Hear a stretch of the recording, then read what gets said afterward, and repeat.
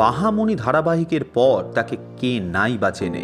রনিতা দাস সেই সময় মহিষাসুরমর্দিনী দুর্গাও সেজেছেন, কিন্তু বাহামণি ধারাবাহিক চলার সময়ই হঠাৎ করে কোথায় হারিয়ে গেলেন রনিতা।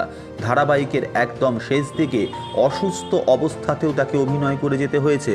ধারাবাহিক ছেড়ে দেওয়ার জন্য তার বিরুদ্ধে কেসও করা হয়, কিন্তু তিনি নিজে বলেন সেই অবস্থায় কাজ করে যেতে হলে তিনি মারাই যেতেন। কিন্তু তারপর থেকে আর সেইভাবে খুঁজে পাওয়া যাচ্ছে না রনিতাকে। এ যেন প্রায় অবিশ্বাস্য।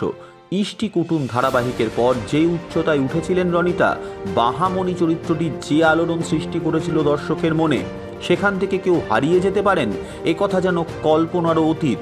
কিন্তু ইন্ডাস্ট্রিতে অনেকটা তেমনই হয়েছে, ইন্ডাস্ট্রিতে অনেকটা তেমনই হয়।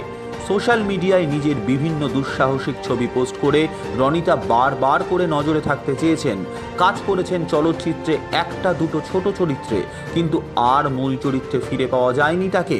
কিন্তু তার মতো অভিনেত্রীর অভাব বারবারই অনুভব করেছে তার ফ্যানরা।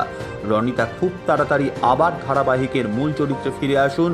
মেগা সিরিয়ালের ভক্তদের মতো এইটা চাই আমরাও। রনিতা মানে আমাদের বাহামণির জন্য রইল আমাদের পক্ষ থেকে অনেক অনেক শুভকামনা।